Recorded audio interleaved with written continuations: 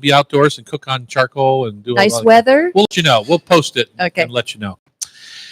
On today's show, food and travel writer Leslie Kelly is first up. She's going to roll back into town in her RV. She has spent the last 50 years in her RV. No. And she now has a whole new way of looking at life on 4 tires. You only have 4 tires, or do you have more? 6 tires. Oh, it's got 6 tires. Award-winning cookbook author Sally James is going to join us to talk about Australian wines. And last week, my taste of the week was Meredith Dairy sheep/goat cheese. And I want to talk about that with her a little bit because it's so simple. And now they have blown up worldwide. And it is just, it's miraculous cheese, I think. Hot Stove Society Tasting Panel explores low-carb noodles. Ooh, this is exciting. Yeah, sure. I thought you might want to skip out on this one, but it's interesting. I couldn't have waited till I was in Europe. No. Okay. Chef Jules Hauser is here to share her new projects with Flower Chef Foods, Project Flower Power.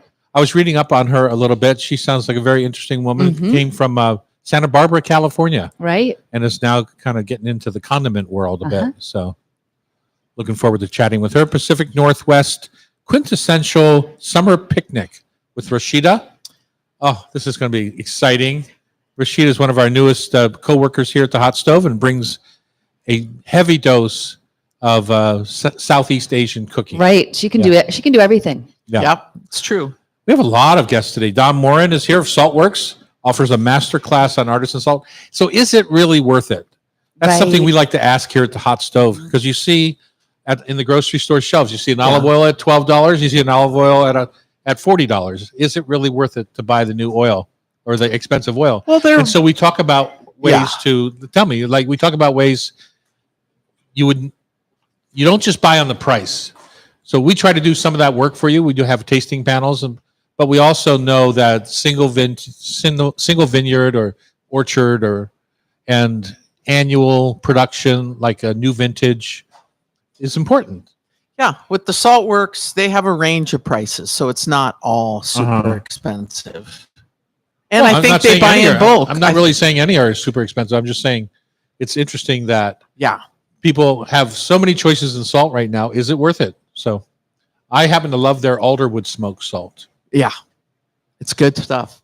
And of course, we're going to wrap up the show with Food for Thought Tasty Trivia, which is a fun way. I'm coming off cruising past Bridget Charters last week, just waving at her in the rear view mirror last week. We'll see how it goes. We'll see, because I feel like I'm on a streak, if you know what I mean, Bridget. All right.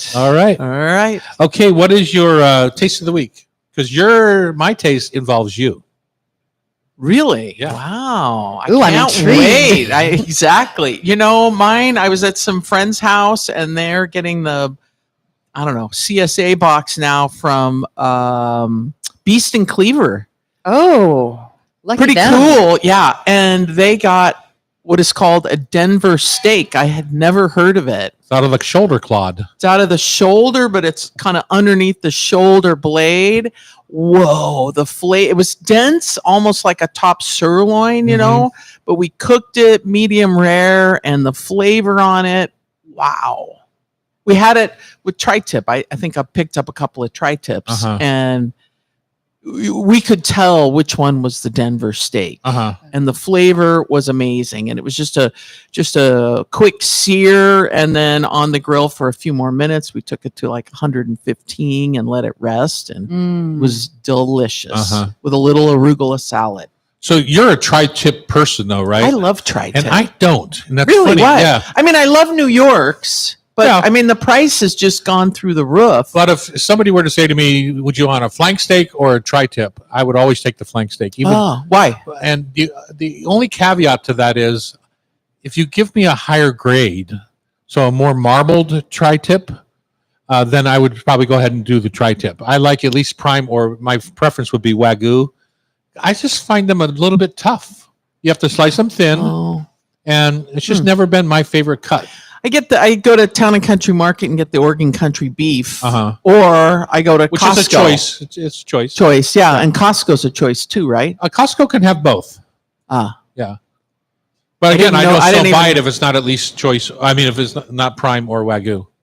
Just Yeah, but the flavor on that Denver and it was moist but it didn't have a lot of marbling, but it man, doesn't. You know, the flavor was delicious. And that was from they used to grind the shoulder clod in the all burger, right? Right. And then they've found a few steaks in there that were, when you separate the muscle group, that are super tender. Like the flat iron comes from the same area, up by the neck, and really dark red, so a lot of blood flow. So they tend to have a more flavor. The darker they are, or the fattier they are, right? Fat is flavor. And that's what did you say that one The was? flat iron. The flat iron. Now, Yeah. what about the bavette? Same- Starting to see that in the grocery store. Is that from the same area? I don't know exactly where that is, but you see that on a lot of restaurant menus. Typically, it's from the top sirloin area. I want to say maybe it's the top cap of the sirloin. I'm not exactly sure, but as they break these muscle groups down, they used to come as whole roast, and so they found areas where they can increase the value by breaking a muscle out of a group. Like a shoulder clod on a beef is probably 30, 40 pounds. They're big, and you can, if you cut them, that is bulk. So maybe you get $2 a pound for that. If you break the flat iron out, or you break the boom, your price whatever, goes up. You can triple your price on the Denver and make that whole muscle group more valuable. So, Interesting. Yeah, I've never seen it in the store before. Okay, what's your taste? and it wasn't in the store; it was at a butcher shop. So you can find Different them. deal. And, Well, what we're No, I'm talking about. You said the Denver came from a butcher Beast and shop. Cleaver. Yeah, And- you don't generally find the Denver at a store. and Kevin from Beast and Cleaver is going to be on the show in a couple weeks. Oh, is he good? Mhm. Yeah. Nice. They just got named one of the Eater Best 38 here for Seattle. That doesn't surprise me. They do a little small dinner. I think they seat about 18 Yes, or 20. I saw that on their website. We've done it. It's Is it super nice? fun. Yeah. Yeah. Super Is it fun? Yeah. It's I'll have to expensive, Yeah, it's but you can't run a special restaurant occasion. with 18 people and not be expensive. right. And have Everything handmade. lots of and- red meat and koji marinated New Yorks and Wow. stuff like Perfect that. for Father's Day. Like, go get a big old massive steak. Like, boom. And they have really good wine selection there, too, now. yeah, it's nice. I like it there. Good tip. I don't go all the time, It's expensive. and it's not why I don't go. It's just that it's intense, I will say. That's true. And when I go, I buy too much. And next thing you know, I eat too much. But the last ones I've been buying, they're a whole Berkshire pork roast, From them? a whole loin with the baby back still on. Oh, man. And it's nothing, it's just a higher grade than what I can get in the grocery store. Low and slow on the charcoal grill, 275 degrees till it's 130 in the middle. It'll rest to 145. Invite Delicious. 20 of your friends. I know it's the whole dang roast. Okay, what's your taste, Tom? My taste of the week, I have 1 minute for, and it's broccoli salad. Ooh. So I've been doing classes here, at nighttime, and we make that charred broccoli salad. Right? And people freak out because we make them charred. You have to be brave. We make them blacken the broccoli on the grill. So weird. And then, But it's good. And people freak out about it because they would have pulled it off 10 minutes ago. And we make a dressing for it. And I'm not really sure what it's in, but every time I go to the table after this whole class and everyone sat down for supper, they've all eaten. I said, "What's your favorite thing so far?" It's always the broccoli It's salad. so true. Mm. Yeah. And I think it's got a lot to do with the dressing. What's in the dressing? The dressing is cotija cheese. It's basically made like a mayonnaise. It's a whole egg, not the yolk. And we just use our immersion blender, a little bit of mustard powder, a little sherry vinegar, a little red wine vinegar, Uh-huh. lime juice, and that's it. And And then Sean- the cotija cheese. Yeah, Sean taught me we could just use Oh, right. avocado. Avocado. Yep, I did Yeah. it here. Right. You and don't then- need eggs, right? And a neutral oil. Yeah. But people just freak out over that salad. And I think it's a combination of the char on the broccoli and that delicious dressing. So that's my taste of the week. It's funny to always have them say the same thing. When we come back, Leslie Kelly's going to join us. She's the roving RV maven. And she is our A great on the writer. road correspondent. Yes. On Cowboy Radio, it's the Hot Stove Society Show 97.3 FM. Wow. That was hard. That's why we only do one show a day. I get a little tongue-tied. Funky what? Funky Junk? Funky Junk. Funky Junk Farms. Friend of mine, place burned down in Altadena. Uh-huh. Oh. He had all kinds of vintage trailers. Oh, yeah. Lost them all. Oh yeah. Yeah. Yeah. Yeah. Burned to the ground. Oh, I know a few folks that lost in Altadena He's too. building it back up. He's, trying to. Hopefully you had good insurance. I don't know the answer Yeah. to that, but You know, I see the black cat on your shirt also, we always had black cat firecrackers when I was Yeah. growing up. and this is I also a remember that. racing Yeah. thing, I don't know. like a Korean or Anyway. something. Yeah. LA. All right, Leslie Kelly, you're on the hot seat here today. It's the Hot Stove Society radio show. Bridget Charters, Tom Douglas, Becky's in the producer chair. Cam over on technical. We're happy to have everyone here.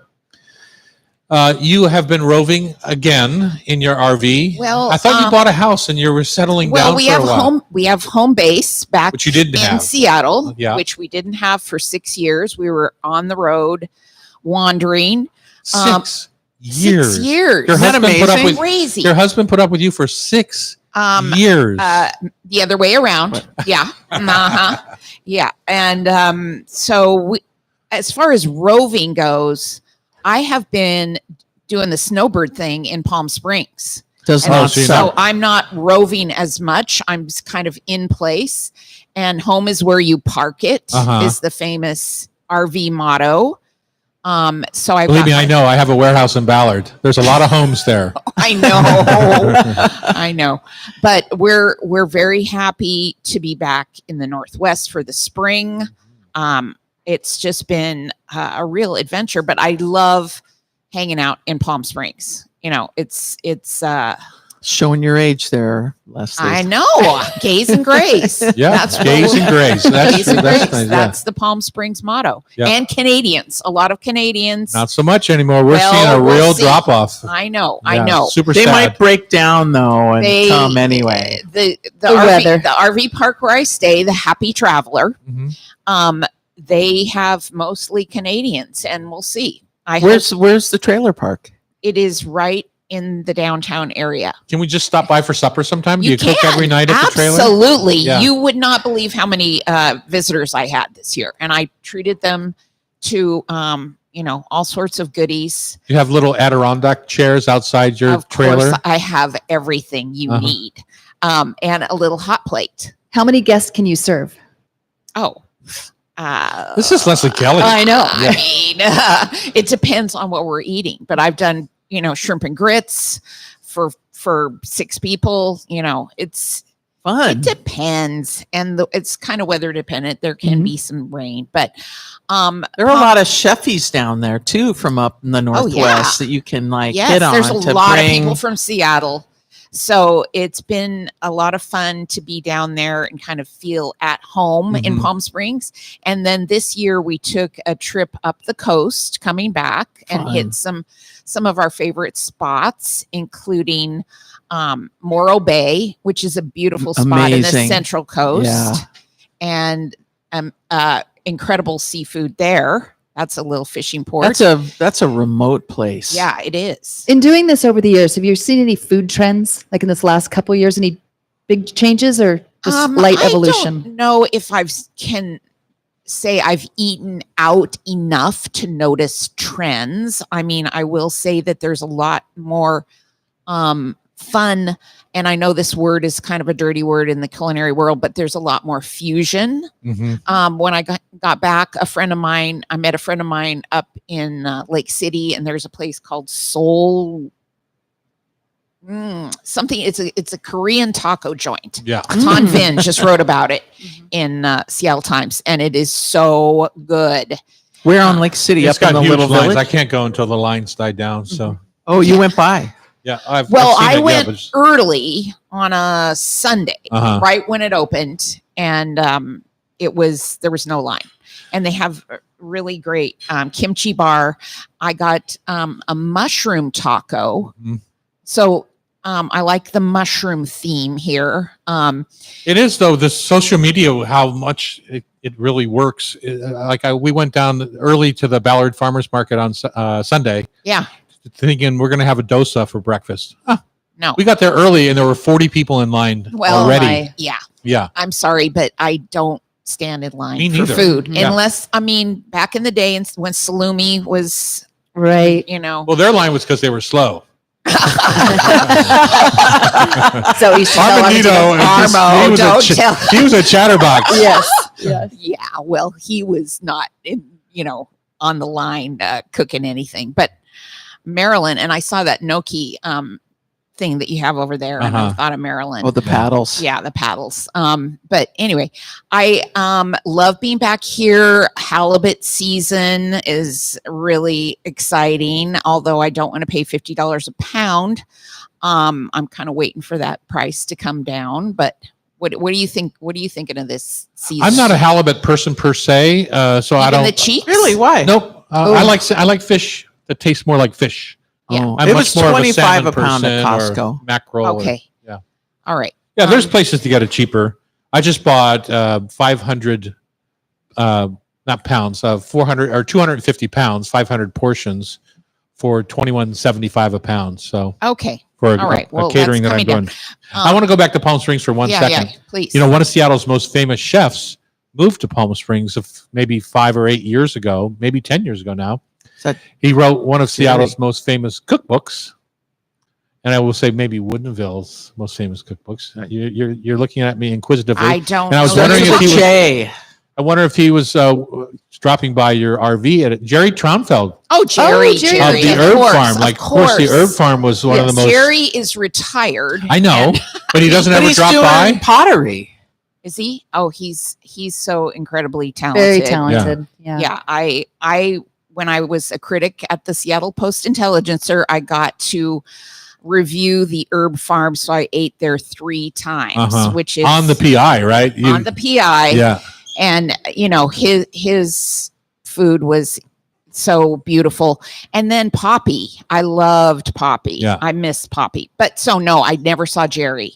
I think he's busy doing other things. Yeah. He wants to forget us all. He's in heaven down there. He's in heaven. Yeah. So So it is halibut season. We are now this show that we're taping now is going to be on the May 16th weekend. So more we we're might getting have into Copper salmon. River salmon. We might be getting into salmon season. Yeah. And I'm so excited about that. I also am kind of thrilled to see morels hitting the market. Mhm. They're $85 a pound or something like that. And the other day when I was walking in my new neighborhood, I found one on the sidewalk and I was like, oh my gosh, I found a morel, and took it home. And my husband goes, no, that's a false morel and they can kill you. So No, they can't. Well, I'm not sure You they get can a kill little you. high after you eat A them. false hi. morel, how you tell the difference is that it has a separate cap right. from the stem, Yes. whereas a true morel, Yes. the cap grows into the And, stem. I have been indulging in morels year round because I bought a huge bag of dried morels. Oh, that's great. From Foraged and Found, which, they show up at the farmer's market, the U District Farmer's Market. And I actually prefer cooking with dried morels. I do too, because it concentrates the Yes. flavor, because fresh Yes. ones don't have a ton of flavor. Exactly. Yeah. We agree But- on something? Yes. Wait a minute. Yeah. Oh, stop Somebody mark the the- tape. How about morel, sweet peas, shallots, and a little fresh thyme as Yes. a pasta sauce? That Oh, sounds good. perfect. A little touch of It's cream. classic. And Yeah, what's little great touch about of dried cream. is you get to get that liquid because you rehydrate it Yeah. and strain Yes. it, and you've got that beautiful liquid. I make a risotto with dried morels, and I don't reconstitute them before I throw You them just in. pop 'em with, in? pop 'em in with the.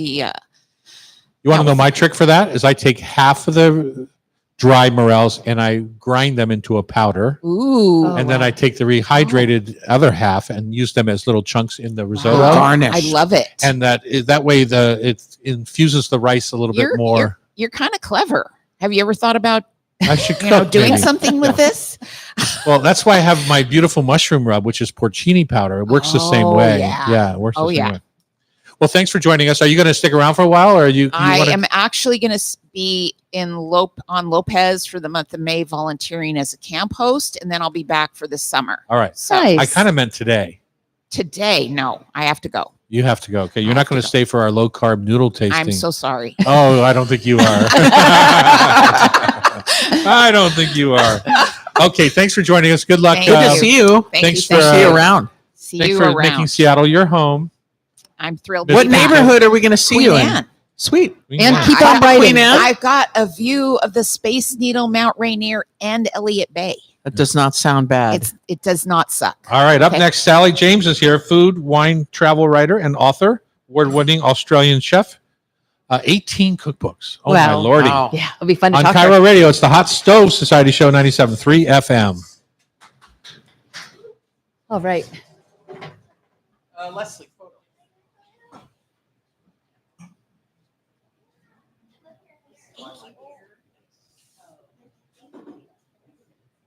I've never seen it this long before. Is it always, always, drawing it out. it's always under a hat? I liked it.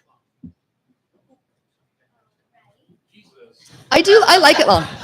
I try to keep my hands visible so nobody accused me of anything.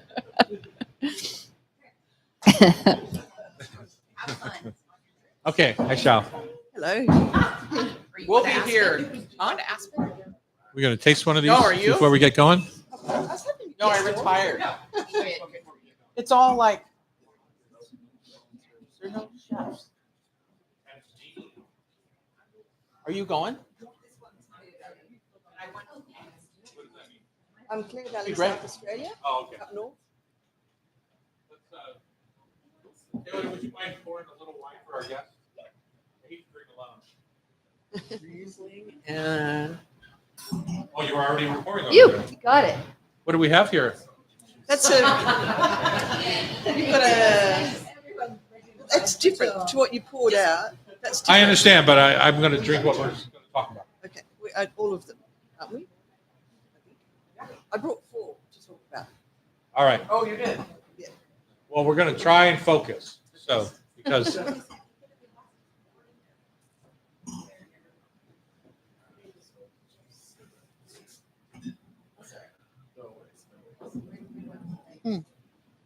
Cam, I think, set him up. Yeah, yeah.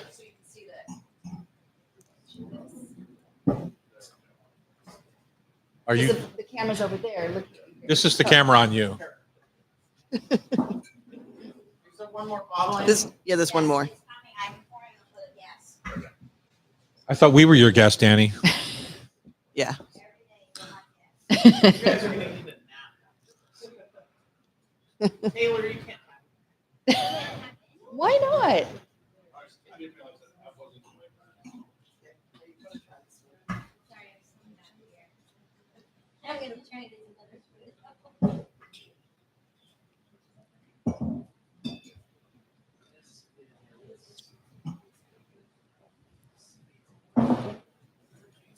So this is the Saint-Maillon, and this is the, what's this one?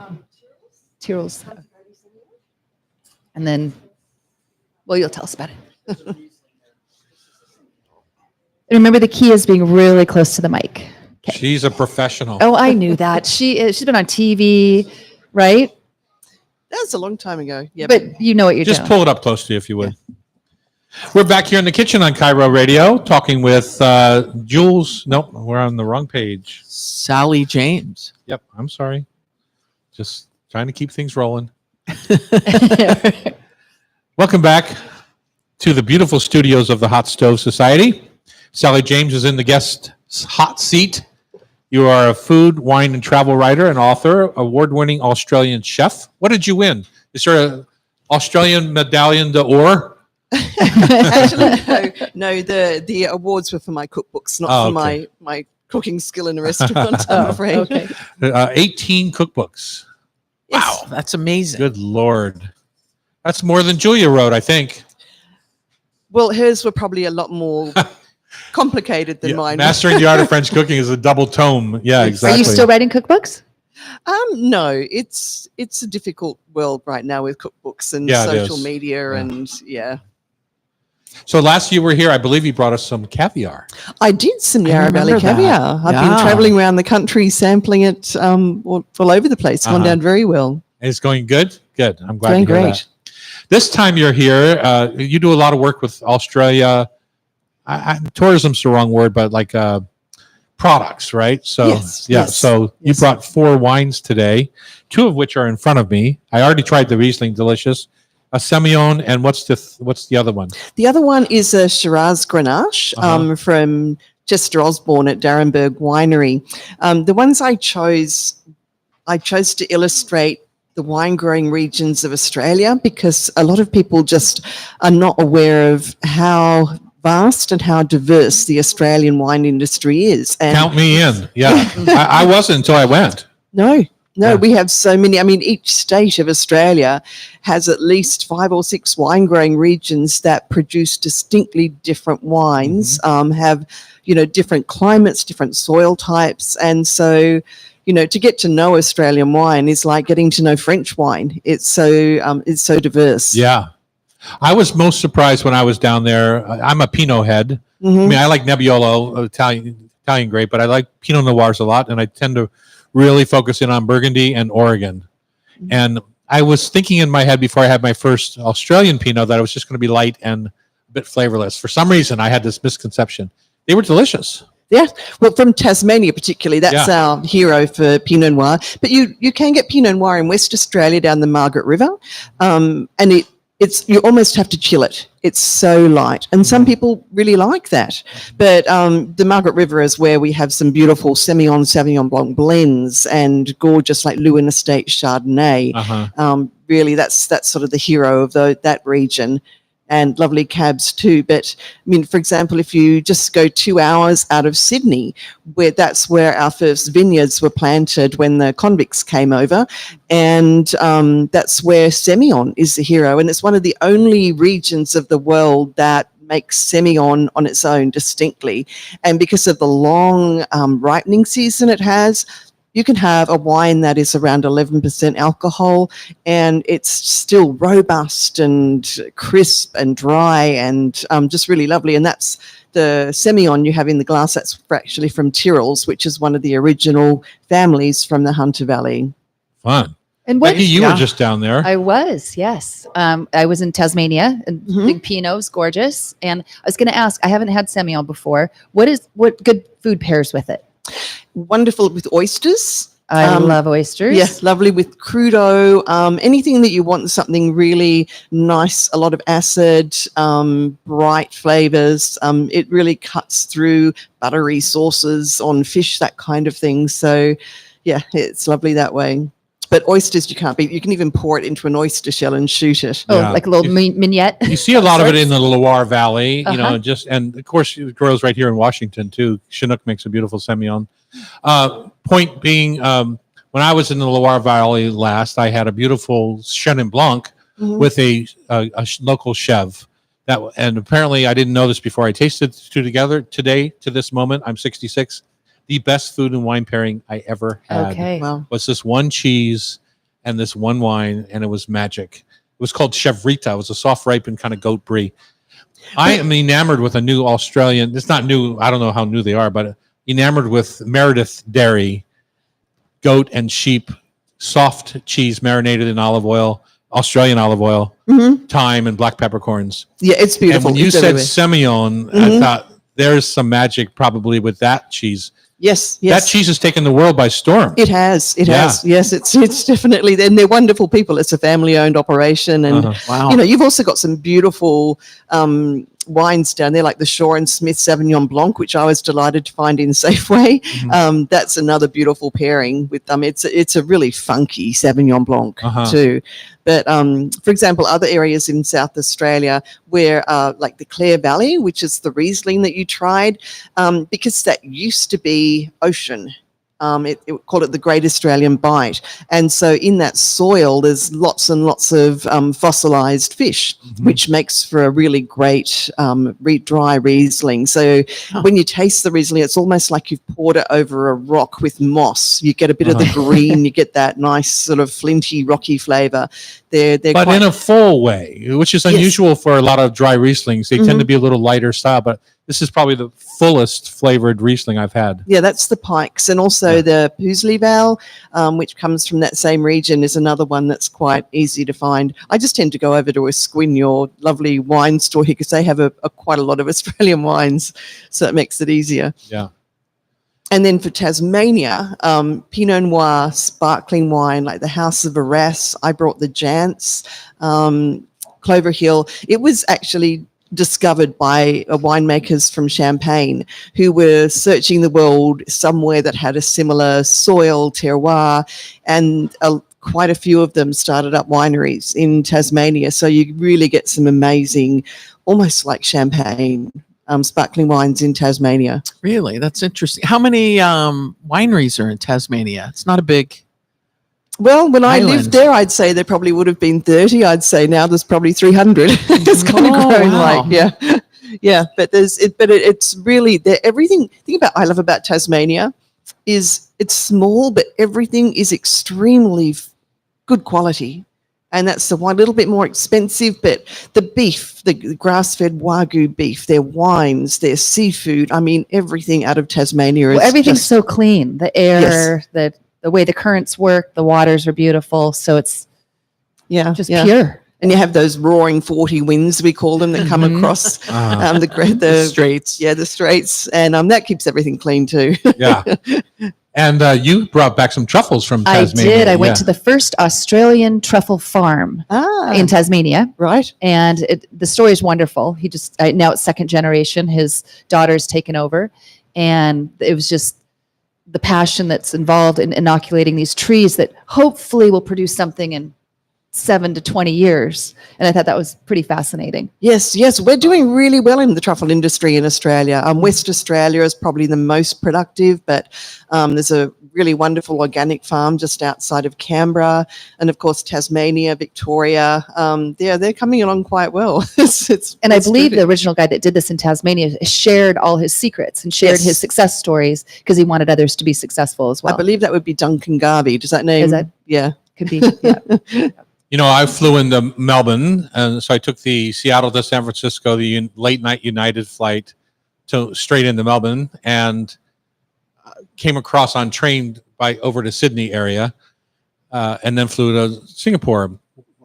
A lot of people want to visit Australia in the States here. It's a long flight, but it's pretty much you just lose a day. That's all there is to it, and you get it back on your way back, but it's not as difficult as the flight. You know, an 18-hour flight sounds horrible. But it's not as difficult on you as it seems like it might be. No. Where would you suggest people head when they're heading to Australia, maybe on a wine tour, or they want to see, I know Tasmania is lush, but what would you do? Well, Victoria is, the wine regions there are all so panoramic and beautiful. And if you fly into Melbourne is such a cool, culture-filled city with amazing coffee shops and alleyways. Then you can go down to the Mornington Peninsula, which is a beautiful beach area. And if you're into golf, you can't get better golf than down there. Sandbelt golf courses. That's why I was there. Okay. And then you go up to the Yarra Valley, where, of course, my caviar is from, and also some amazing wines in the Yarra Valley. Then you can go up into the hills, the Dandenongs outside, and get Chaltani and other beautiful wines and some amazing hiking, and then, or you could go down to where the fairy penguins always come in every night. You just go down to the shore, and suddenly at about dusk the oceans just turn into froth, and suddenly all these little fairy penguins come running up. So, isn't that crazy? But let me tell you about the last Okay, wine. we only have 2 minutes. Perfect. Yeah, 2 minutes. I can do that. So Australia's known for its Shiraz, but classically we're known as the big, jammy, full, high alcohol Shiraz. So those are the ones that are classically from the warmer parts of austere. So you often find that they'll add either Viognier or Grenache. This one, because Grenache grows so well down in McLaren Vale, Chester has mixed together the Shiraz and Grenache, so it's got the lovely jammy notes and soft tannins, and still that nice oomph of the Shiraz. So that classic Rhone blend when you think about it. Yeah. Yes. Quite lovely. So when you're buying Australia, these? that's exactly. Sorry, where do we find these wines here in Seattle? Well, I got these all at Esquin, which is down on First Avenue in, I guess you call that South Seattle, ESQUIN. Esquin Wine Shop. Yeah. Esquin. Yeah. Got it, 4th Avenue South. 4th and Lander, right? Yeah. That's right. Yeah. Sorry, not First. Oh, nice. Yeah. But there's also quite a few at Total Wine. I know they often carry our Semillon. frontierals. So it's just a matter of hunting around and ask. Please do us a favor. Go in and ask. Where are your Australian wines? Well, it's hard for me as a restaurateur because when people come to Seattle, they want Washington wine know. or Right. Oregon wine. So we don't use a lot of Australian, but certainly it's been a fun wine country to learn about. I had very little experience before I traveled there. Thanks And for it- sharing. You're that's welcome. great. Thank you. Nice to see you again. Sally James has been our guest, bringing in some tasty Australian juice. Up next, it's the Hot Stove Society tasting panel. I bet Sally would like some of this. Low carb noodles. Mhm. Are you going to heat them or do we have to eat them cold? I think Rashida blanched him a little She bit. warmed Okay. them up. And Warmed- I like them raw. On Cairo Radio, it's the Hot Stove Society Show 97.3 FM. All right. thank you. All right. What's the Chance. grape in that? Okay. Classic champagne blend. The is nice.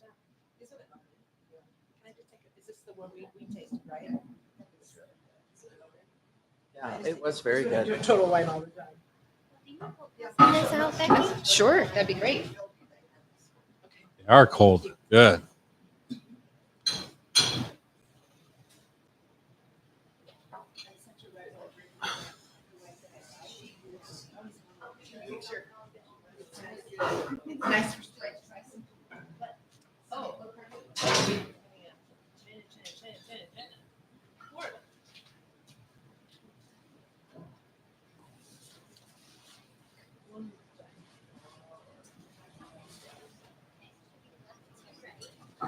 Left, right, like this. Yep.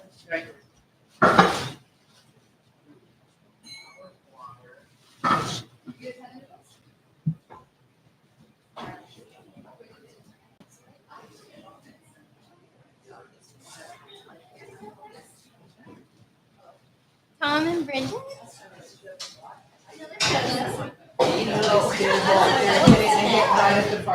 Lots of photos today.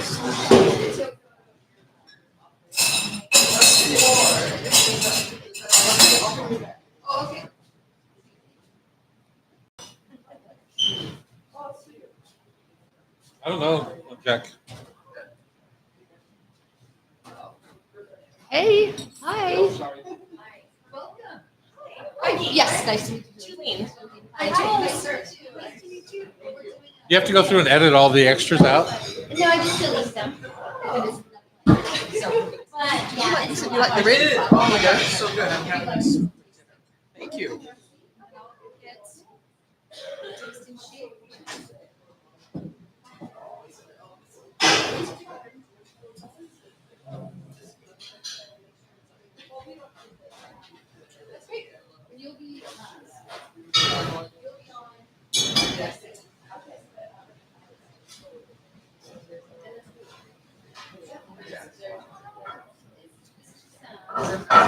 From the konjac plant, starchy root of the konjac plant, often known also as devil's tongue or elephant yam.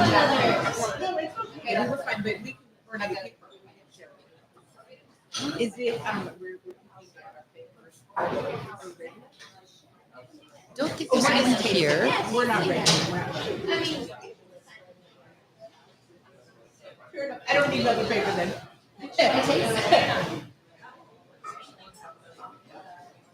I like the second one the best, personally. Oh, I need to get one. Wait, do you need one? Yeah, sure. I can share. Seriously, really happy to share. Really, we can share.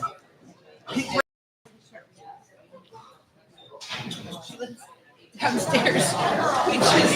All right, we're back here in the Hot Stove Society. Everyone's aflutter because they're tasting their Low carb. low carb, or they're not gluten free, they're low carb noodles. Yes. For the Hot Stove Society tasting panel today. But they're low carb, So Yeah. what they are? which means they're gluten free. Yep. So what they are is they're shirataki noodles, also known as konjac or miracle noodles, are traditional Japanese noodles made from the yam. They've been used in Japanese cuisine for centuries, and they're naturally low in calories and carbs. They're translucent, a little bit gelatinous, and they've gained global popularity as the health people are wanting to healthier alternatives. Will you fix that Yeah. for us, Cam? Just say they gained in popularity. Go ahead. They've gained in popularity for health. Will you fix that? Thanks. I'm not ready. Okay, here we go. They've Let's just gained. start that whole Okay, section let's do again. it. Yeah. Okay, so what we're trying today is shirataki noodles, also known as konjac or miracle noodles, are traditional Japanese noodles made from the konjac yam.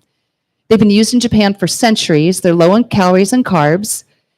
While their roots started in Japan, much of the world's supply now comes from China due to agricultural and economic factors. So they're mostly water and a soluble fiber. And I brought four. I originally had 7, but realized that the 3 of them were from the same distributor under different names. different So it's the names. same. Good for you. That's good producing. Oh, right you're There a we there. go. shark. Wow. And so they're all, well, I have the ingredients on all of them. The first one is konjac noodles, and it's flour, water, citric acid. So it's 12 calories, 3 carbs, 1 fiber. The miracle noodles, organic. Now this one's a little different. Nope, that's the same thing. No, it's just organic is the difference. Yeah. Thrive Market shirataki noodles have a little bit more. They have some brown rice flour, pumpkin powder, and so that brings up the carbs to 10, but 7 fiber. And then the palm linguine, that's hearts of palm, which is water, sea salt, and citric acid. And hearts of palm are a sustainable crop. They just harvest one of the barks, Shoots, one of the yeah. shoots, and they keep growing. So my information says that the konjac Mhm. or Konjac. So Cognac. pronunciation wise, Mhm. I'm going to call him konjac because Okay. it reminds me of Kojak. Okay, And I can konjac. remember it. Okay. Kojak being a former TV. Oh, I Copper. remember. Yeah. He was a tough guy.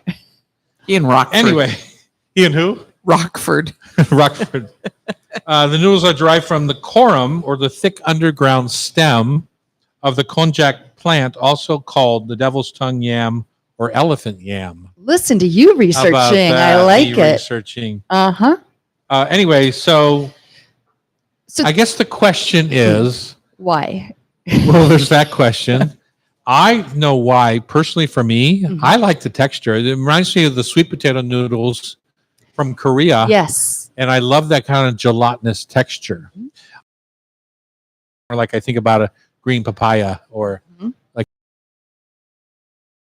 Yep. or soup or in And the palm, actually, all of these can come in. The palmini in particular can come in a rice. It can come in a linguine. It can come in spaghetti. It can come in angel hair. And then the other one was that I had at a friend's house was a lasagna, and it was really good because Really? the lasagna had so much flavor in the. So I'm curious about the cooking time because you've obviously worked with them, right? Yes. So they're cooked. It's important to drain them, and you need to. because they dissolve, right? No, because they've got some kind of, it does an off-putting smell because they've been Okay. just sitting in water for so long. So you drain them, and then they really only take 3 minutes to cook. The palmini does take a little more. In our kitchens here at the hot stove, both Annie and Rashida have some experience in this world. Have you had these Kojak noodles before? I have not, but I've had something similar like that though. Again, I probably had it in the past, but never really read the ingredients. But You know why I asked you up on these? Because they remind me a lot of the vermicelli that you use in Vietnamese style spring rolls mhm, that you mix with the pork and maybe shredded carrot yeah, and these kind of that's a rice noodle, but these Yeah. are a sweet potato or a yam noodle. yeah. They would work like that, right? Can you think of how you would use this in your style of cooking? I Being mean, your style being Vietnamese, Cambodian, Chinese, right? yeah. Yeah. Well, like you said, you can use it in a vermicelli bowl to keep it a little bit healthier because it's derived from seaweed as opposed to rice. No, this is sweet potato or yam. These Yeah, particular these aren't that's a whole nother, the kelp ones are a Oh, whole nother okay. Will you thing. just cut that out for 1 second? Yeah. Yeah, I mean, Korean food, they use that too in japchae. Yeah. Japchae is the sweet potato. There's another one that I actually found in the grocery store lately. It's a purple sweet potato noodles. Really? So it's absolutely purple and it's really gorgeous. And it's the same thing too. It's a little bit more expensive because purple But- sweet potato. Essentially flavorless, though, right? No, yeah, exactly. Yeah. It's not sweet. Yeah. You can't really taste the sweet potato, but the texture is kind of crunchy. The one thing that I feel like you really have to use a lot of seasoning because it just strips off. It doesn't absorb the seasoning like rice noodles or wheat or anything like that. So you really have to cook a little bit longer and a lot of sodium. But What go ahead. what I did yesterday, I got home and I didn't have much time. I just grabbed like 6 frozen shrimp out of the freezer, dropped it in some boiling water, drained the noodles, rinsed them, grabbed spinach, I had pesto, homemade pesto from last summer, and then a bunch of herbs. And I just coated the noodles and just made and lemon zest. So I just made kind of like a shrimp and pine nuts. Yeah. But it was super fast. And those noodles, they scratch the itch. Yeah. They scratch the itch of pasta. Pasta, for you? of pasta, yes, because for I you, can't yeah. have eggs. And I like the idea of a lower calorie, something that Yeah, so I feel think good. like for like something like a lot thicker sauce like you did with the pesto that it doesn't really strip away easily, that would help to stick to the noodles a lot easier. Because they're a little glossy, the noodles. Yeah, exactly. It's great for slurping. For yeah, slurping. I've used them in ramen too. What's the price? I'm looking at these These are all packages about- and they're small. $4 to $5, and you can get them. You can get them online. You can get them at Fred Meyer. You can get them PCC. There's So each package is $4 to $5. Yeah. So it's like a super fancy. So like 2 Pasta from Italy. servings. Well, it's 8 ounces for 4, so 8. yeah. So maybe $9 a I was pound. getting. I'll get back to you on 2 that. portions. No, these are You just figure one. 4 ounces per person. Part of on why a they're pasta. expensive is they're in individual little portions like this. So if you want, So yeah. Can you buy larger packages? Well, the dry ones you can. Of These are like this? fresher ones. Yeah. Ah. So this is 1 portion for Tom, maybe 2 portions for me. It's 1 portion for me too, and I've done it with spaghetti sauce as well too, kind of a chunky marinara, and I like it. and So you are like the- it because you can't have pasta essentially, or at least egg yeah. pasta. Yeah. Yeah. And then, so are these also dry? Can we buy them dry? You can Yeah. buy them dry, yes. Yeah.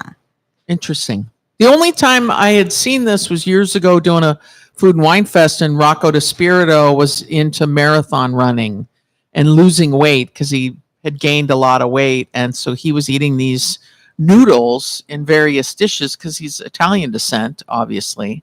And this was his pasta for all these different dishes, you know. And Yeah. it was And for me, interesting. it's really, to me, it's when I'm in that Asian kind of Korean style mood. Mhm. I wouldn't substitute this, like, say, for Italian sausage and broccoli rabe with tomato sauce. It No. wouldn't be my idea. I No. mean, you have to, Just for a but, quick. Yeah. but if I'm having this, I want some sort of little Vietnamese bun or some sort of. I think it'd be great with curry too, because there's like a lot of flavor in the sauce and it's a little bit thicker too. So it might really help to make that a little bit less flavorless. Less flavorless. So Anna, you're not running out and buying any. No. Unless if I'm making japchae, yes. Yes, but even that's a different noodle. It's way more carb because it's a sweet potato starch. Mhm. But this one is the konjac is just a It's from the flour. It's the same idea. Yeah. It's- Yeah. I guess Yeah. the starch in the flour different, Yeah. but same idea. But I think they all kind of essentially taste the same except for the palmini. I would agree. Did- So the palm hearts of palm noodle definitely taste different, Mm-hmm. but it's not my thing. Yeah. I'll thank leave you, it at that. Thank you for participating. I My appreciate pleasure. that. It was super fun. Not. We've got a full more hour for you. Chef Jules Hauser is going to be here, the flower chef. Pacific Northwest Summer Picnics with Rashida. And of course, we're going to finish up the show with our Food for Thought Tasty Trivia Challenge on Cairo Radio. It's the Hot Stove Society Show, 97.3 FM. FM. All right. What'd you guys think? What was your favorite? The first one? Yeah, but if I'm gonna have pasta, I want pasta. Yeah.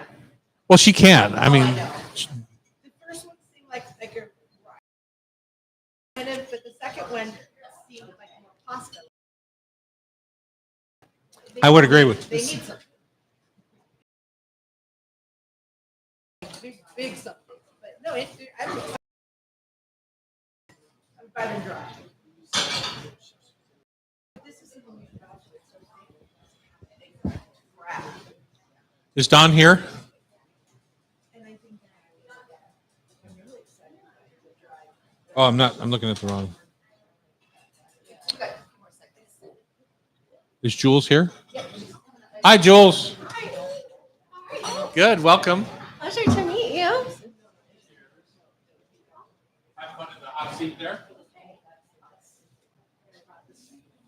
Oh, thank you. Cool. Yeah. Playing golf for a week in Scotland, and then And then to Bordeaux, Portugal, and then. Say again? Okay. He Okay. knows. A lot of that. Tasmanian. are you itching? No. Have you had it before? Yes. Carob? No. Is it? Oh, carob? Carob. Yes, of yeah. course. It's from Sicily. I'm in love with it. Mm. Right? It's so earthy. Well, and it's good, but my mom used to be a super health nut. We had to Yes. have cod liver oil and carob. So this carob's delicious, but the old stuff was terrible. Cod liver oil and carob. Well, not together, but she was in the phase where she'd, okay, come have I your don't think she was a health nut. I think she was trying to kill you. it was like the hippie chocolate, though. That, Oh yeah. hmm for sure. But then she drank Diet Coke. Oh, no. Yeah, well, there's that. How was the event in Kirkland the other night? Amazing. Oh, good. Amazing. Where were you at Surly Top? No. No, with Grape Choice. We did a Okay. little Italian Easter wine tasting pairing. She did a wine dinner, and it That's- sold out in 3 days. 3 days. All Perfect. plant-based, all gluten-free. Really? You should try our noodles. I did. Yes. Well, you're going to hear about some really cool noodles. All right, good. We're back here in the kitchen at the Hot Stove Society. Chef Jules Hauser is here, the flower chef, which is a plant-based cookbook and what do you have cookbooks and I do have cookbooks. yeah, I think I read that you had cookbooks. Yes. I have 2 cookbooks. One is available now, The Art of Harvest, and the other one will be end of summer. Fun. Yes. Tell us about you, Jules. You're Okay. I don't know much about you, but you've been in the Northwest for 20 years. Yes. I'm a plant-based chef. I have been for 25 years. I made my start in the Santa Barbara wine country there. Uh-huh. At Terrible looking area, terrible area. I know. Yeah. Someone had to do it. So yesterday. Yes. But you remember the movie Sideways? Yes. Yes. So I was worked my way up to executive sous that was in that particular movie. Oh, fun. So yes, Los Olivos Cafe at the time. Is that how you became a celebrity chef? Yes. Yes. So I went from there and started my own catering business from there. Uh-huh. And as you know, a lot of the celebrities from Hollywood hopped over to Santa Barbara on the weekends, and I ended up being their chef for years. And Yeah. when did you go plant-based? Honestly, I always had a strong plant-based influence. When I moved to the Pacific Northwest 20 years ago, shortly after, I actually had breast cancer. So I'm a 13-year survivor of breast cancer, and it definitely altered the way I ate and the way I thought about food and influenced the way I even cooked for other people. Uh-huh. Yeah. Is so there science behind that, or is that it made you feel better? all of the above. All of the above. 'Cause Yes. I don't honestly don't know. So. Yeah, all the above. And I mean, some nutritionists will say if you're a cancer survivor, then you should absolutely do it. Oh, really? But I was pregnant with my second son when I had breast cancer, and I'm telling you, both pregnancies, I ate so many hamburgers, like so many That hamburgers. was your crave? Yes, like no person should eat that many hamburgers. and I mean, it kind of made me go the other way and go, geez, is that an accident? I mean, it was stage 3, it was almost stage 4, So anyway, it changed the way I thought about food, and I ended up cooking for the Canadian consulate here in Seattle, and they were plant-based vegan. So Wow. all of their consulate dinners were plant-based, and they wanted to show people that, hey, this can be very gourmet. Plant-based, vegan can be very gourmet. Let's redefine the way we're feeding our guests, What's your go-to entree? Because we were talking about this a little bit earlier. Chef Terry inspired me to be more thoughtful about my vegan and vegetarian entrees in our restaurants Yes. because when I first started, you fall back on pasta primavera, right? Oh, boo. I know exactly, Yeah. exactly. So I mean, that's 45 years ago, but Yeah. 35 years ago, Terry started at a very high-end restaurant called Rovers, and we had a whole plant-based 8-course tasting menu out Right. of vegetables. I love So, that. yeah. So what's your go-to vegetarian or vegan entree? Oh God, it's so hard to say go to also. I mean, it depends, Well, of course, on the on the season. season, And yeah. yes. And We're in spring. There's asparagus. yes. Yeah. And I am working closely with Italy and I'm importing products from Italy. So I want to, of course, play with, the 7,000 species of edible plants that are in Italy. And so seasonal, my most recent event, we did a creamy asparagus soup. The entree was actually like a raised mushroom with truffle whipped potatoes. Mhm. So think it's savory, long cooking, like a bordelaise. It cooks forever, you Yeah. know, and it has that meaty feeling without the meat. What do you use to give your broth that viscosity that you think of in a bordelaise? I think it's layers of flavor. I mean, that's always my trinity in plant-based cooking is that the more layers of flavor, the better, because you don't have the animal fat, you don't have the gluten from, you may have to make up for it by creating different layers of spice and heat and fat, and you're getting them from different places. And I think that's how you win in plant-based. It's just a different kind of creativity, right? Will you tell us about your new project that's plant-based in Italy? Okay. Yes, I will. I'm so excited about it. So a couple, when I was working on my last cookbook, heirloom, oh my God, plant-based heirlooms. I forgot the name for a second. Anyway, it's an homage to my grandmother, and I wanted to make her recipes very current and plant-based. And in the process, I learned I was gluten-free, that I couldn't have gluten. Really? Yes. And so as I'm baking my way through this cookbook, my eyeballs are just getting giant and I can't see. And that was a reaction you were having? that was the reaction. And I was on my way to Italy and people said, hey, when you go to Italy, you'll be able to eat the pasta. Don't worry. Okay. And no. I still couldn't eat the pasta. And I walked even into the factory after they cleaned, still the eyes, it just wasn't You're happening. truly allergic. Yes. So sad. So sad. Sad, but But, adversity is the mother of invention, right?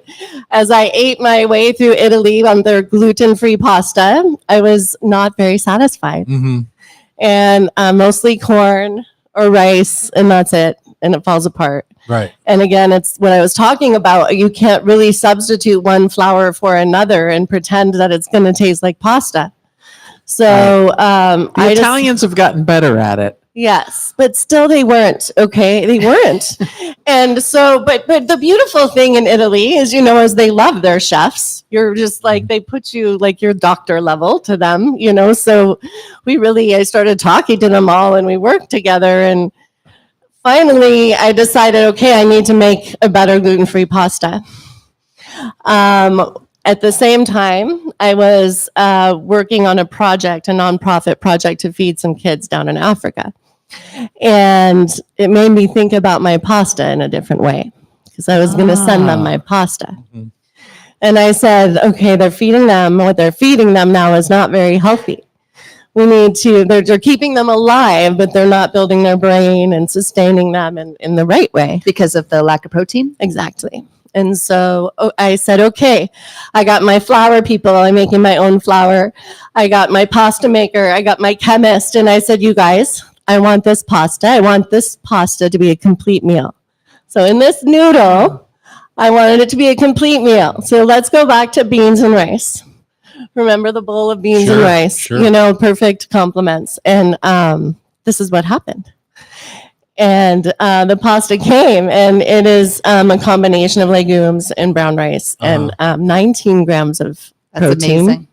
Wow, that's a lot. 19 grams of protein, 9 grams of fiber to help break down that protein. And that's in one portion or Mhm, one serving. Wow. And then 50 grams of carbs That's from great. the brown rice. So it really is a very well balanced noodle, and we can send these down to Africa or to wherever we're feeding the kids, and it's a nice one bowl solution for them. And, And then you- happens to be gluten free. and you just launched in Italy, in Venice, is that correct? Yes. So we just had a lunch dinner in Venice with the pasta, and I was just waiting because if the Italians love it, then you're good. And they loved it. They loved it. So So when they are we- did. They ate Oh. bowls. They kept eating bowls. I'm like, yes. So when do we get to try this? So soon. Yes. Pre-order will be when it's on. We will be May 18th. Mhm. Yes.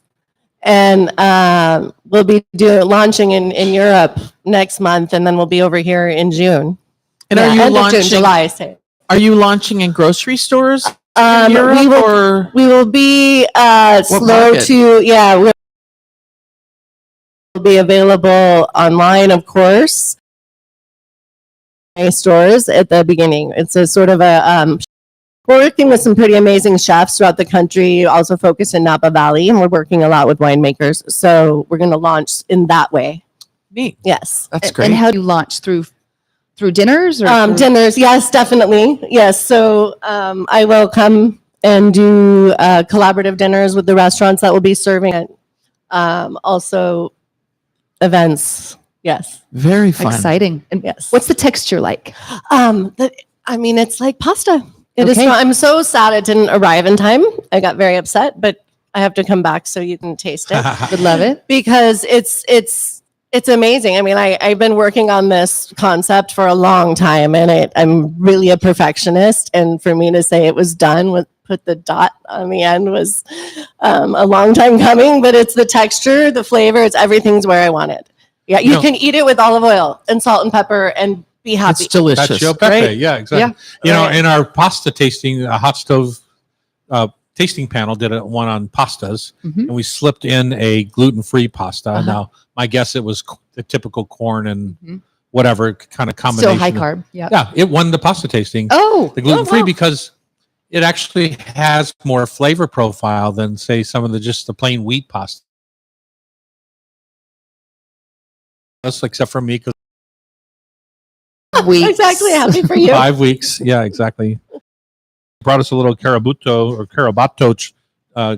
carob bar, Yes. and I'll be right there in Sicily. You have to go see it. It's amazing. I love the caruba from Sicily. Oh, And Yeah. why not chocolate? oh my God. You're not just allergic to because chocolate, I'm too. not, but more people need to know about this. Oh, It's okay. just amazing. All right, I was right? just checking because I love it when people can't eat or eat vegetarian or vegan, and then they don't like mushrooms, or they don't. You know, it's like, Mhm. Oh, how that's much hard. more can you limit yourself? Oh. That would be my family. Up next, a Pacific Northwest summer picnic, classically done with Rashida Rusley on Cairo Radio. It's the Hot Stove Society Show, 97.3 FM. Perfect. Thank you. Thank you. Yeah. You guys will say Flower Chef Food Project Flower Power. I didn't say it. We on there. did. Yes. So you want us to? So I'll At least the Flower Chef Foods website. Okay. Flower Chef Yes. Foods, yeah. I have it right here. Too. Okay. I have it right here, but I didn't. So thank you, Jules, for joining Thank us. you. And if you want to know more about Jules, flowercheffoods.com. Up next is Rashida Rosley. She's going to take us on a classic Northwest summer picnic. Wow, we're pushing the I'm season. here. excited. Summer's Yes. a month away still. On Cairo Radio, it's the Hot Stove Society Show, 97.3 FM. Take it. Carob bar. Oh, it's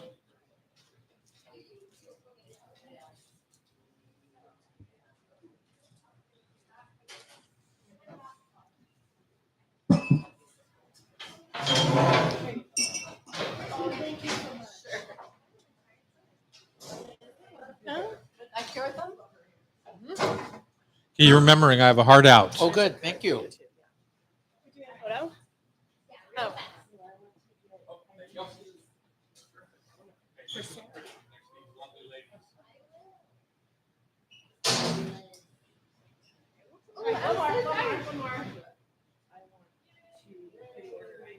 Awesome. Good luck with everything. That's great. Yeah, nice to meet you. See you around town. You will. Where are you Rashida, gonna come sell take your a chair, pasta in please. town? Definitely No? around TV, definitely online. Yeah, so I'm already working on that one. Should I have a heart out? So Okay. Let you guys know. stay focused. Yeah.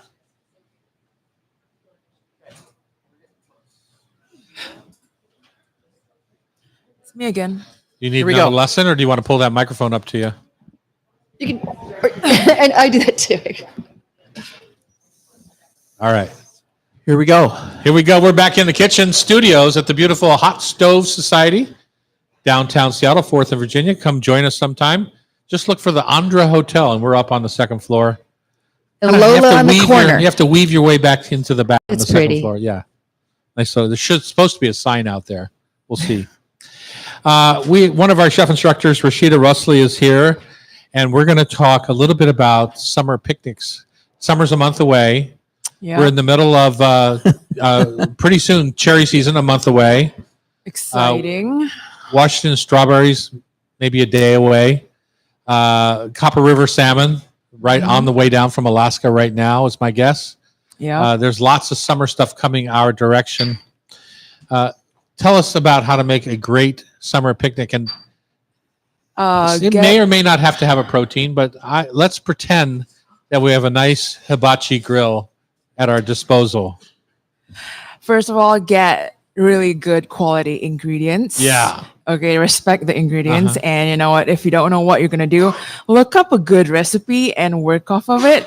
So this menu is inspired by my time at Eve. So a lot of seasonal recipes. Tell people where you spent, 7 years there? Almost 6 years at Eve. Yeah. It was in Fremont. It was a restaurant that's focused on local and seasonal ingredients. So this menu was also very inspired by that. You know, I would get super fresh sockeye salmon from like a personal, not really personal, but this guy delivers fish in his hotel pen to restaurants. So like it is probably fresh off the boat like the day before. Right. You know, Cool. so really, really fresh salmon, halibut. And yeah, a simple, you know, salt, pepper on your fish on the hibachi grill. That's what I would do, because if it's like the beginning of the season, like I don't want to tamper with too much flavor on the fish. I want it to taste, to showcase the Show the flavors. fish, Exactly. We talk about that with Copper River. You know, that's not the time to put a rub on it. Yeah, no. Or much of anything, honestly. Right. Yeah. So my salmon right here is teriyaki glaze. It's just a light little brush. You know, we're not dunking it in teriyaki sauce and eating it over rice or something, but just a little oomph to complement the char that I'm going to cook that salmon in over, you know, grill or maybe a hibachi grill, because Why that not? smoke flavor and the fish and the sweetness of that teriyaki Well, when you sauce. think about how the native of people would cook their salmon, a lot of times it was just air dried, but they would also put it under smoke, or they would do a campfire, right? And so that's a smoke very flavor. traditional smoke flavor when you think about it. Yeah. Yeah. So when you go on a picnic, where do you go for a picnic here, since you've been here in the Northwest for a while? Funny enough, Golden Garden. Golden Garden. Yeah, Lots of people do that, Alki. So there's a story behind this menu. Okay, so it was inspired by two things. One, my first backyard picnic barbecue at my husband's friend's place, and you know, these are tech people, can't cook to save their life. So when we for got Nathan there, Little. it was They like can write code though, by golly. yeah, it was hot dogs and bread, and I came in with like chicken wrapped in banana leaves, like all fancy stuff, and I see bagged salads and hot dog buns. Oh, I'm like, you're pigeonholed. I was That's like, the chef. "Ooh, Yeah. what is this?" Yeah. Okay, like it was like, put some more effort. You can afford it. Buy something. I don't know. So the second part of it is I went to this picnic with my chef friends at Golden Gardens, and yeah, they set up a campfire. So one of my friends, Jonathan Ragsdale, he's like a thing now on Instagram. He brought in salmon and cooked it right on the fire. Mhm. Okay. And this other girl, she brought in heirloom tomato tart with, I think, ricotta I and love that. flour, Yeah. you know. So that was like the stark contrast in food with different groups of people. So it kind of built on those two root stories, you know, and also like the wonderful product that we get in, you know, Washington and Seattle. So in a good picnic like that, where you're having your sockeye salmon, is it better? Might be the wrong word, but is it more consistent to pre-cook that salmon perfectly at your house and then take it to the beach and have that, or is it better to plan on cooking at the beach it and depends seeing what you on can your accomplish? Skill level. and the people you're with. You know, if they are chefs, I would cook it like if there's a grill at the beach or whatever, Uh-huh. or like fire. You would I take your chances I would and cook take it there. Yeah, Yeah, uh-huh. Like I'll bring my tools and do it there. Uh-huh. I If mean, it's- the idea of the hibachi is a great idea. I Yeah. mean, we used to do that back in the 70s. My parents had like, let's go find a beach. You can still buy them at Ace Hardware for like $19 hibachi. You have to put it together, but yeah, or like a hotel pan and some charcoal and a grill grate on it. There you go. Yeah, there you Bring it go. to the Oh, that's beach. like, ooh, Asian. But that's what's cool about this class is you can learn, you can do it at your level, like yeah. the tip of doing it at home or Uh-huh. bringing Yeah. it. Yeah. Like it's a very approachable technique, ingredients, and flavor profile, flavor combination. It's like not anything fancy, but it's just how to treat your good product. You know, simple, but also bring out the Right. flavor of it and bring that food to a picnic or Are something. you going to have your husband email those guys? On Oh the no, class date? they're not No. friends anymore. Didn't cut hot it. dogs, you're out. You're gone. You're out of Rashida's world.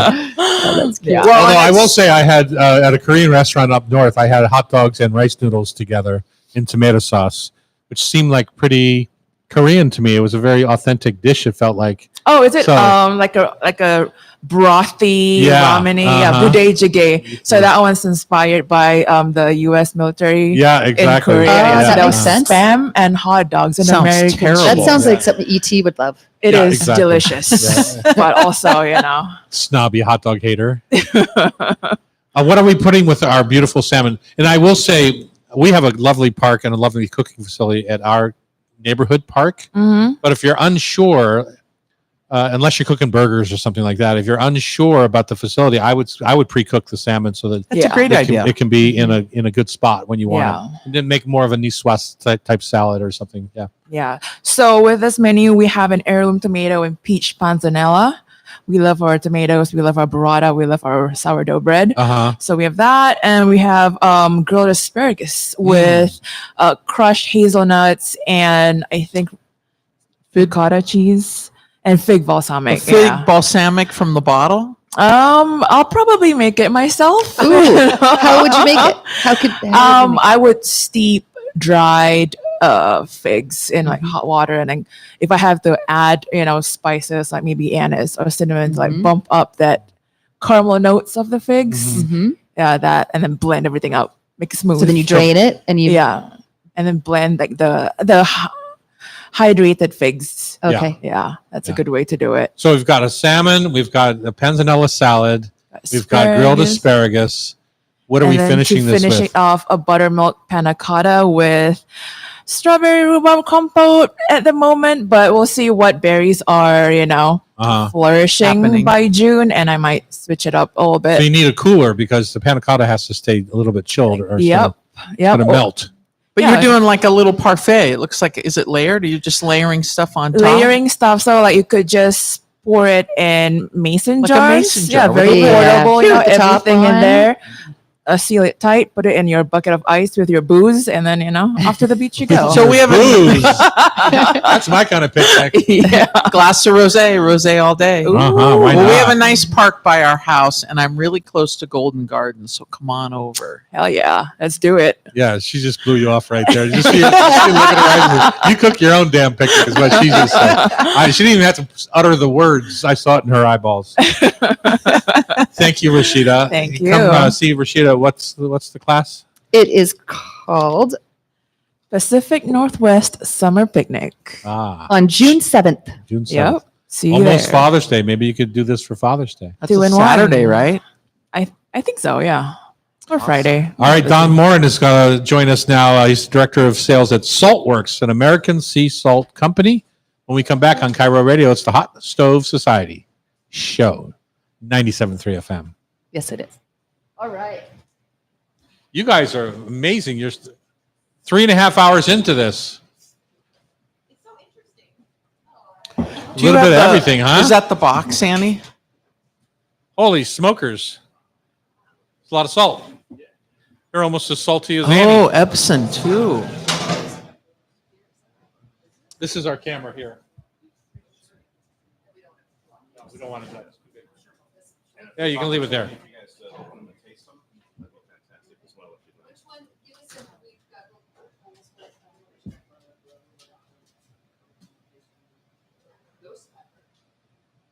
Oh, ghost pepper.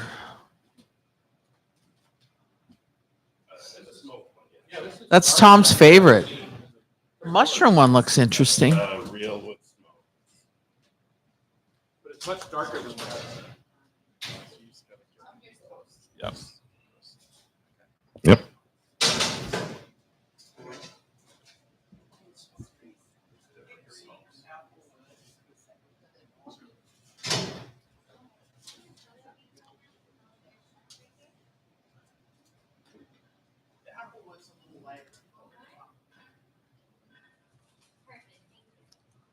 Thank you.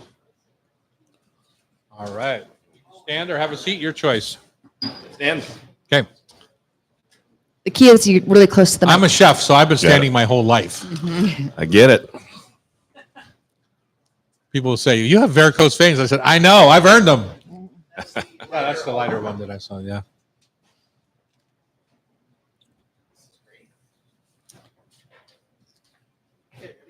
I'm ready. Morin is correct, right? Yes. Okay. Thank you. We are back in the kitchen studios here at the Hot Stove with Don Morin, Director of Sales of Saltworks, an American sea salt company. And Don, I want to say 20 years ago or so when you started, we talked for a minute. Were you part of the team at that point? I was not. Okay. No. You probably talked to our founder and owner, Mark Zosky. Probably so. I don't Yep. remember it now, but we had talked about maybe teaming up. And I was stupid enough to not think I couldn't see the market. And now there's salt everywhere. Oh my God. There is. And Mark had that foresight to Yeah. bring it and expand on it, which is tremendous. Uh-huh. And So- when did that start?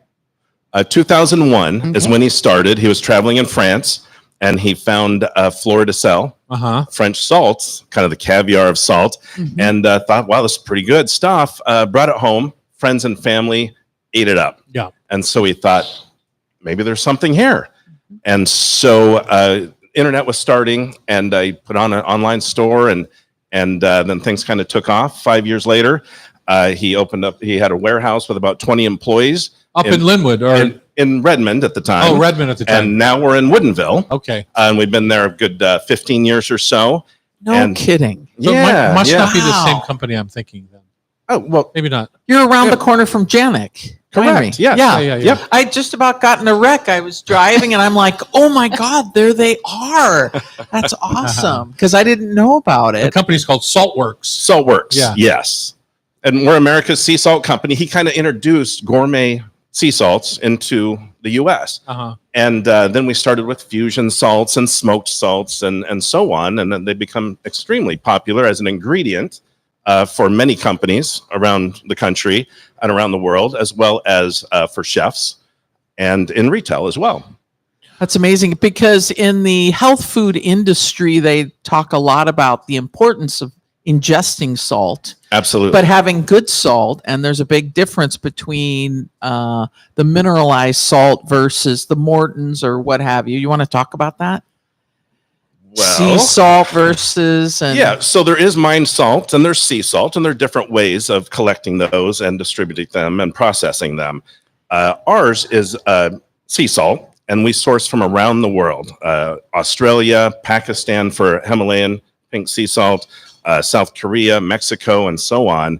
And we have Mark made partnerships over the years, exclusive partnerships, and we have great, tremendous partners in all of those locations now where we source that salt. At any given time, we have about 6 million pounds of salt at our warehouse or so. Wow. And it's a processing facility. And I don't say production because we don't do anything to the salt to refine it. But we do produce it, and we do many, many things to make it the best it can possibly be. For example, sifting, sorting, magnetic cleaning, metal detector to pull out metals and rare earth items, as well as optical sorting. It's a very proprietary thing that we use. Optical sorting, just taking out little bits of clay, rock, leaves, branch, just little pieces of anything to make it the cleanest, most beautiful salt possible. That's amazing.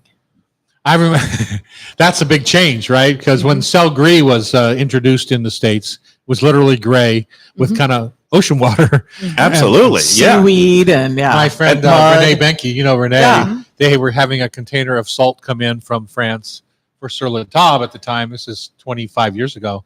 And it had too much whale pee in it for the health department. So Seriously? they wouldn't let it in No the way. country. Yeah. Seriously? Yeah. They wouldn't let it in the country. How did they know it was whale pee? They tested it. I've never heard of that, and we do clean it, so there's Well, no it comes out of problems the there. ocean. There's a lot of pee out there. Yeah. Absolutely. Ours and Yeah. theirs. Yeah. Yeah. Agreed. Yeah. Yeah. Well, I want to go back to one thing you said, which was mine salt or sea salt. And if I'm not mistaken, mine salt is old sea salt, right? Just when the seas used to be over the land. Absolutely. Yeah. Okay. Absolutely. Mine salt Utah. Yeah, sure. Very popular for that. Salt Lake City, and that used to be ocean 100 million years ago, 200 million years ago. Same with Himalayan pink sea salt. That's up in the Himalayas now, but that was ocean bed at the time, and it lifted over 200 to 300 million years. Yeah. So there is a shelf life for salt, for sure. Hundreds of millions of Hundreds years. of millions of years. So are all of your salts sea salt from the sea, or are your salts a combination of land-based and? Yeah, great question. Most all of our salts come from ocean and Current ocean. Sorry, The Current ocean. current ocean. Yes, Yes. current ocean and ancient ocean. Ancient for example, ocean, the Himalayan ancient ocean sea salt. Copy that. Got it. Yeah, and so they do have pools that they bring the water in from the ocean and let it sit and evaporate, and then they harvest and collect it from there. So is that what we see when we're flying in the San Francisco airport along the Sacramento, I think it's where the Sacramento River comes in?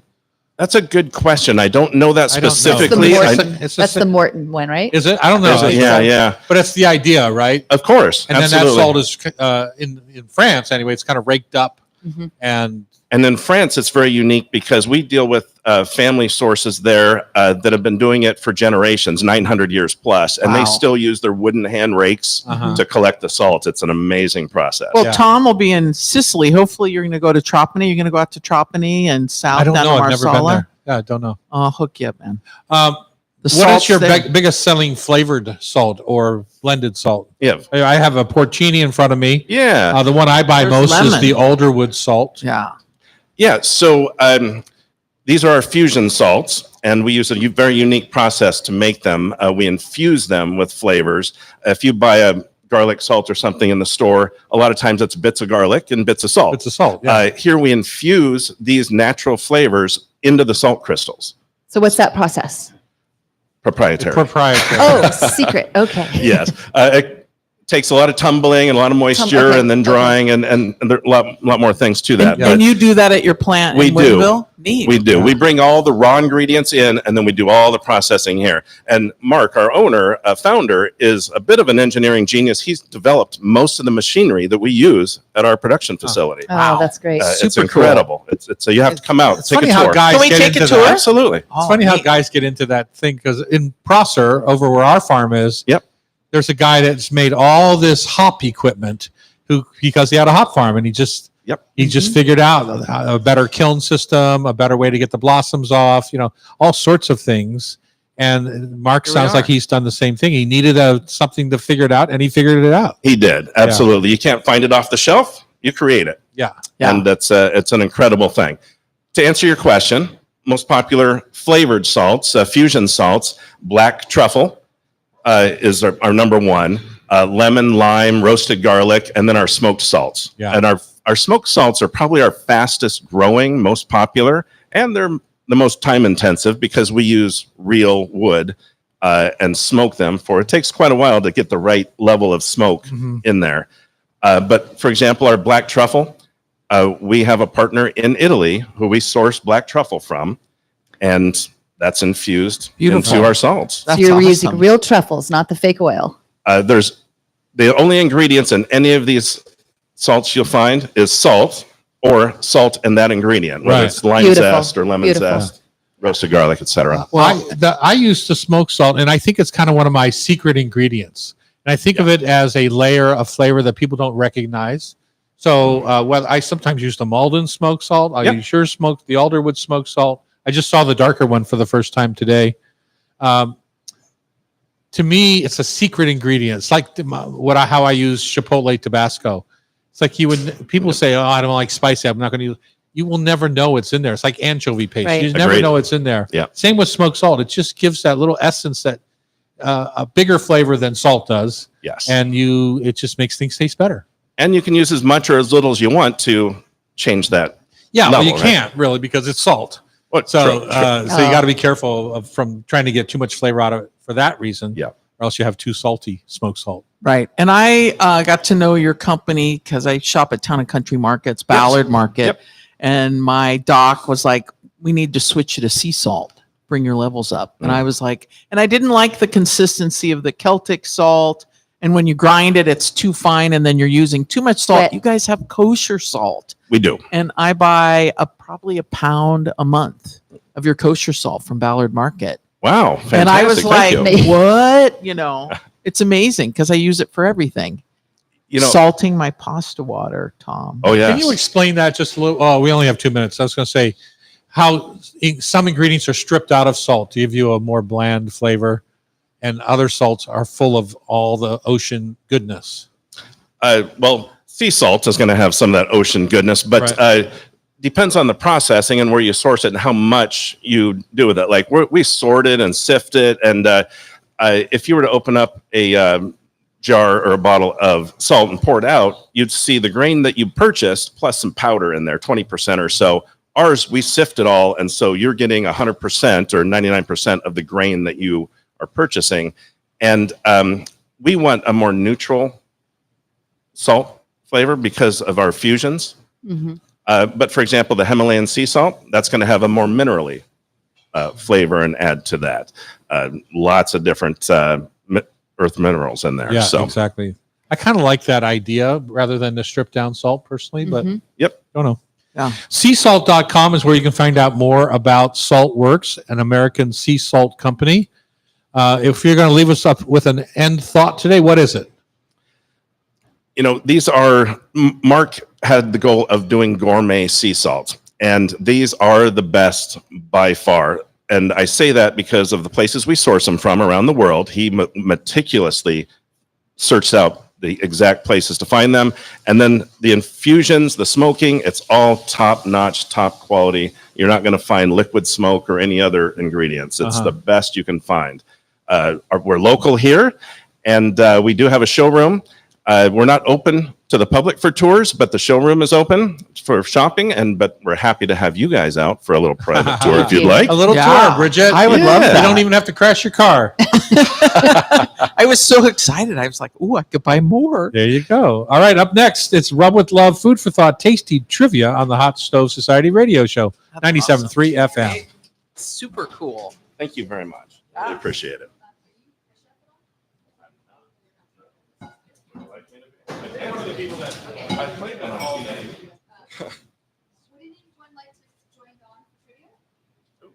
Who's going to take him? Who's going to take us on? Come on. Come on. We'll take both of you on if you're more comfortable. You want me to stay?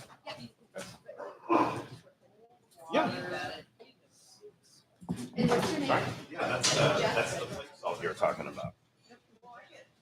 You get the other one, yeah. The kosher folk. Yes. all the different grains. Learning salt is. Cameron, we figure out how they can both just know to talk into them. So you've got time to come up with an answer. You don't have to be super quick because he can edit some out. And then just whoever's going to say it, just get close to the mic. We'll have you guys stand and They're, whatever they're you're both going to do it? Mhm. random. Oh, Okay. How you doing? I'm Don. Nice to meet you. She's going to tell you. It's random. have you listened to it before? You just saw it on the last show. Yeah, you just saw the last one. You guys can slide. All right. Here we go.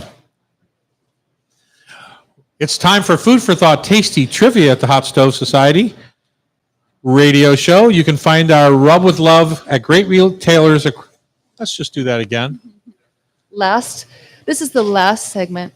Welcome back. It's time for Food for Thought Tasty Trivia brought to you by Rub with Love Spice Rubs, made in our warehouse, our factory in Yeah, Ballard. it's so fun. Right Do where you the leave tours? Ballard Serious Pie is. I don't give tours. Thank you very much.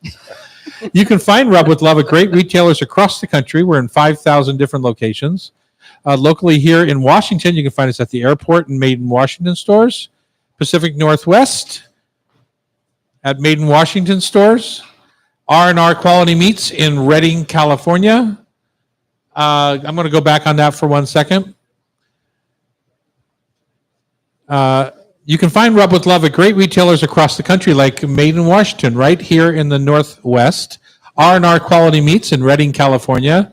Northwest Fresh Seafood in Newburgh, Oregon. Or Front Street Market in Butte, Montana. Plus many, many more. Becky, how do we play the game? And are these two fine gentlemen going to kick our butt today? Or what's Well, going we'll on? find out.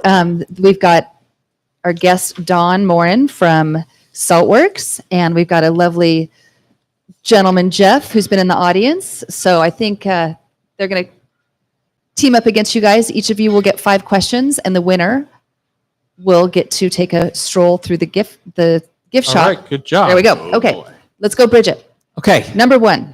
What antioxidant-rich berry is often used in smoothies and touted as a superfruit? It's dark purple and grows in the Amazon. You might have it in a smoothie or a bowl. Acai. You got it, acai. I was like, goji. No. Okay, number 2. Samin Nosrat's Netflix series follows the 4 pillars of her cooking philosophy. Each episode takes place in a different country. Salt was in Japan, fat in Italy, acid in Mexico, and heat is in where? Where'd they film that? I didn't watch the show. I'm going to guess that it was India. California, in her own Really? home kitchen. Yes. All right, number 3. Name one reason salt is essential in vegetable fermentation. In vegetable fermentation to keep the bacteria down. Yes, that's a great one. Draws out moisture, creates a brine. Number 4, what is the name of the fermented product that uses koji, soybeans, and wheat in its production? Koji, Soybeans and wheat. soy sauce. Soy sauce, it is. Number 5, which one of these things is not like the other?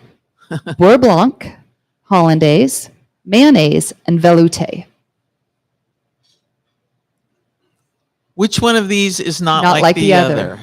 The Sesame Street thing. Velouté, Hollandaise, Beurre Blanc, And and mayonnaise. Beurre Blanc is not one of the mother sauces. Well, nor is mayonnaise. So it's velouté. 'cause So it's there roux are thickened. 3 that are emulsified and Exactly. 1 that is not. Exactly. Too late. 3 out of 5. 3 out of 5. Okay, Dawn and Jeff, you ready? Ready. Okay. Number 1 is true or false. Preserved lemon is made by drying lemon slices in the sun and then grinding them into powder. Is that true or false to make preserved lemons? False. That is false. It's made by fermenting whole lemons in salt and their juices. Good job. Number 2. Which type of cookware is traditionally used to make a Dutch baby pancake? Cast iron. Cast iron it is. Good job, Nice. Jeff. Number Tom, not 3. looking good for you. That is killing me right now. How did you get that, Jeff? What is the French term that refers to a mix of diced onions, carrots, and celery used as a base for soups, stews, and sauces? Mirepoix. Mirepoix it is. Hate Good those job. guys. I know that I didn't know they were going to be so smart. Number 4, true or false? Traditional fish sauce is made by fermenting raw fish with rice and sugar. True. It's false. Hey, Mr. Saltman, what are you thinking? It's just salt. It's just salt. Salt and fish, right? Salt and fish and anchovies. Yeah. Yep. No sugar, no rice. Okay, number 5, final question. Which one of these things is not like the other? Kefir, miso, tahini, or sauerkraut? Which one's the oddball? They're all fermented. They're all fermented. Yes. Which one isn't? Can you repeat? Sure. Kefir, miso, tahini, or sauerkraut? Tahini. Tahini. Tahini it is. Good job. 4 out of 5. You know, Bridget, you gave them their secret right on the microphone, just so you know. I'm just trying to help him out. He said it, but Oh, that's he cute. said it before I said it. Okay, Tom. Okay, I'm ready. Final quiz before your big trip. Okay. Okay. What fruit is used in both Worcestershire sauce and HP sauce, which is Britain's iconic brown sauce known for its tangy, savory flavor, giving them their signature sweet, sour depth? Not a clue. Huh? What? What fruit? What fruit? Yeah. I'm going to say lemon. Tamarind. Tamarind. Tamarind. Ah, I should have got Oh. Which Indonesian fermented that. I've already soybean? lost, so I'm leaving. Nope. I'm You making got you do one more. 4 more. Which Indonesian fermented soybean cake is known for its firm texture and nutty flavor? Tempeh. Tempeh, you got it. Good job. What was the first food deliberately cooked in a microwave in 1947? Popcorn. You knew that. Wow. I had no idea. I just guessed. Wow. Impressive. Okay. Number 4, often called the spice. So you're telling me last week you told me that the first microwave was the size of me, and now you're saying the first thing they cooked in a microwave the size of me was a little was tiny, a little thing of little tiny popcorn? hummingbird. Yeah, that's true. Number 4, often called the spice of angels. This ingredient is harvested from the flowers of the fennel plant and offers a concentrated burst of sweet anise-like flavor. What Fennel is pollen. Fennel Yeah, pollen. I love that. I do too. I think it's just one of those things people don't quite understand Uh-huh. because it's intense. It's just fennel. Yeah. Tastes like fennel seed, but it's a little bit more perfumey. Spice of angels. Yep. Okay. Final question. That's why it's my special spice. You're such an angel. Which one of these things is not like the other? Ribeye, filet mignon, porterhouse, or short rib? Ribeye, filet mignon, Porterhouse, porterhouse. or short rib? The filet doesn't have a bone in it. Well, that might be true. that is true. That is true. So then it's true, but I had short rib because it's not a cut steak. But you got it. Okay, I So did 4 get out it. of 5. Okay, we got a tie for you. You two. Oh, I thought they got all 5. What's 4. wrong with you guys? No, they missed the second one. Okay. So this is just a yell it out. They're the just fourth. not. They They're just missed not in the the fourth tie. one. You're not in the tie, she's Bridget? on. She just got That's 3. too bad. Yeah, I know you're Look at your sad. smile. Okay, so you guys shouted out. Okay. What is the primary protein in wheat flour responsible for elasticity in dough? Gluten. Got it. Yeah. Tom You is gotta the be fast. winner. Oh, winner, I winner. was giving you a chance to jump You in. did. You did. Yeah. All right. Good job. All right. Jeff, you get to stroll through the gift shop because you stood up to the mic and got the play.